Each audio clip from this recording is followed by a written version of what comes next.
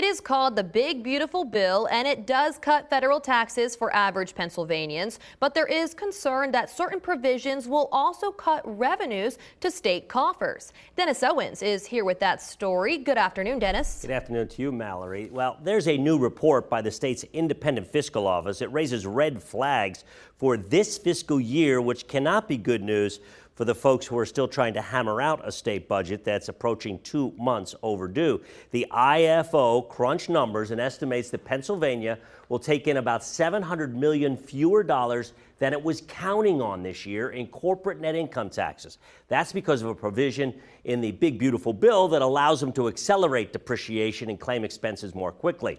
If businesses take advantage of that, and why wouldn't they? It's a nearly $750 million hole that the state has to find elsewhere. Yeah, we wanted to get this data out in front of the negotiators, in front of the members of the General Assembly, the governor's office, so they can include it in their expectations of how much money we're going to get this fiscal year. Now, to be clear, when businesses have more money to spend, that means that they can increase salaries or expand their businesses, which would positively impact the economy. Also, the IFO estimates that Pennsylvanians will get $2.5 billion in federal tax cuts. That's more money in the pockets of average Pennsylvanians. They will spend that. The IFO estimates that when they do, sales tax revenues will go up by about $80 million. Anything that happens on tax cuts, there's an impact somewhere else. But the bottom line is a $700 million hole this fiscal year, as people are trying to hammer out a budget right now, cannot be good news.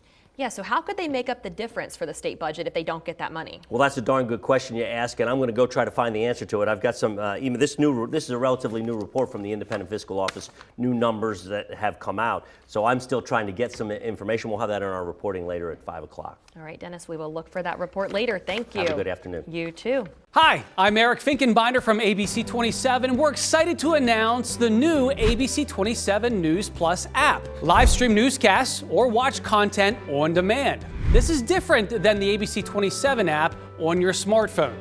You can check this out at home, and it's very easy to use. With a Fire Stick, go to the home page, scroll down to search. From there, enter ABC 27.